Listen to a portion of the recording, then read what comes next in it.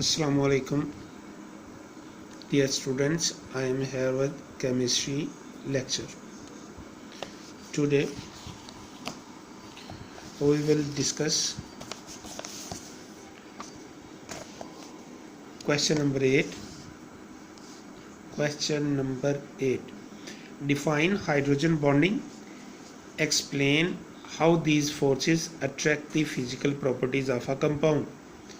Hydrogen bonding से क्या मुराद है और ये किस तरीके से किसी भी कंपाउंड्स के अंदर मौजूद प्रॉपर्टीज़ को इफ़ेक्ट्स करती हैं। इसके आंसर के लिए हम पेज नंबर 67 पे आ जाते हैं।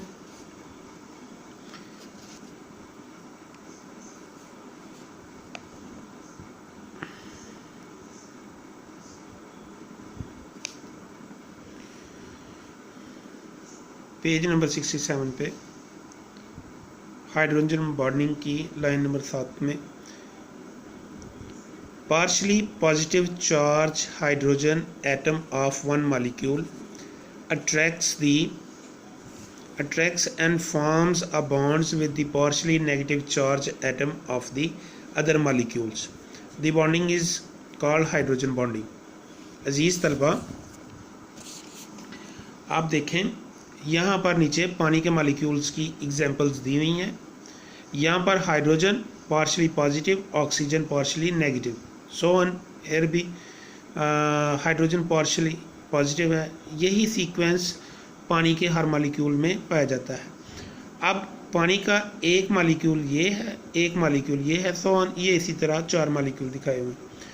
अब एक साइड पे एक मॉलिक्यूल का पार्शल नेगेटिव ऑक्सीजन और दूसरी साइड पे पार्शल पॉजिटिव हाइड्रोजन, इनके दरमियान जो अट्रैक्टिव फोर्सेस पाई जाती है, उन intermolecular forces due to the positive hydrogen and the negative other, इसको हम बोलते हैं हाइड्रोजन बॉन्डिंग।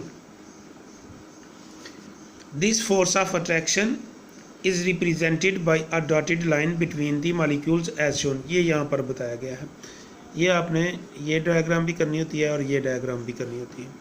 अब ये तो हो गया हाइड्रोजन बॉन्डिंग। दूसरा पार्ट था how it affects the physical properties.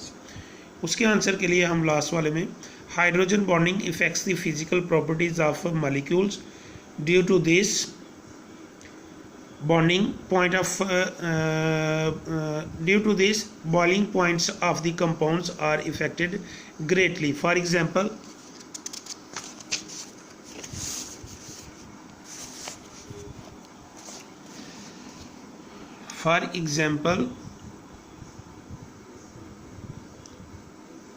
water, इसका boiling point 100 degree Celsius is higher than that of the alcohol 78 degree Celsius because of more and strong hydrogen bonding in water.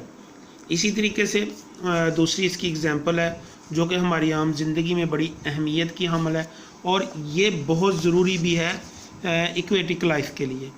The important phenomenons of floating of ice over water is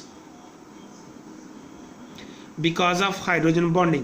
The density of ice at 0 degree Celsius 0.917 gram per cubic centimeter is less than that of the liquid water at 0 degree Celsius 1.00 gram per cubic centimeter.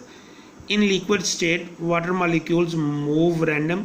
However, when water freezes, the molecule arrange themselves in an order forms that gives them open structures. This process expands the molecule. This results in ice being less dense as compared to water.